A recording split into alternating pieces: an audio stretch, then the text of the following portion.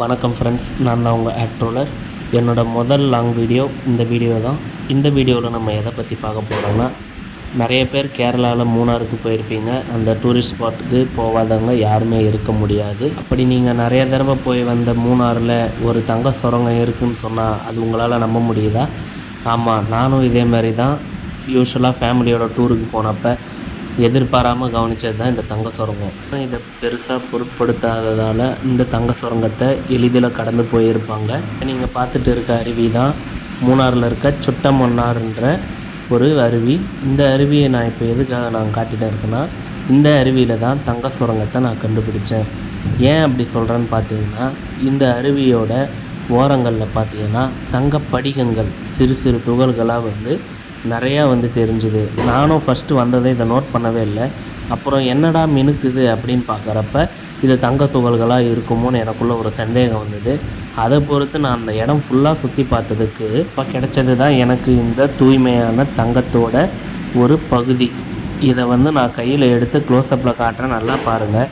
இந்த தங்கம் பார்த்திங்கன்னா படிகமாக தான் உருவாகும். ஏன்னா மலைகளில் பல ஆயிரம் வருடங்களாக ஒரு குறிப்பிட்ட அழுத்தத்தில் இருக்கிற ஒரு மரங்கள் மற்றும் மண் எல்லாம் கலந்து தான் தங்கம் உருவாகுதுன்னு நமக்கு ஏற்கனவே தெரியும். அந்த மாதிரி லேயராக கிடைச்ச தங்கம் தான் இது. இந்த தங்கம் பார்த்திங்கன்னா அருவியோட நீரோட்டத்தை பொறுத்து அது சிறு சிறு துகள்களாக மாறப்பட்டு அந்த மலையில் இருக்கிற தங்கங்கள் கொஞ்சம் கொஞ்சமாக துகள்களாக வந்துருச்சு. இதில் நீங்கள் உத்து பார்த்தீங்கன்னா நல்லா தெரியும் உங்களுக்கு. இதில் தெரிகிற எல்லாமே தங்கம் இல்லை, பட் ஆனால் அந்த இடம் ஃபுல்லாகவே உங்களுக்கு பார்த்தீங்கன்னா சிறு சிறு துகள்களாக தங்க படிகங்கள் இருக்குது. இது தங்கம் லைட் வெயிட்ன்றதால, ஏன்னா பியூர் கோல்டு வெயிட்லெஸ்ஸாக தான் இருக்கும். அதனால் நீங்கள் அந்த இடத்துல போய் நேரில் போய் பார்த்தீங்கனாலே உங்களால் கண்டுபிடிக்க முடியும். அது தண்ணியோட ஓட்டத்தில் மணலில் துகள்களாக கலந்து இருக்குது. அதை நம்ம கையில் எடுத்து பார்க்குறப்ப நல்லா கிளியராகவே தெரியுது.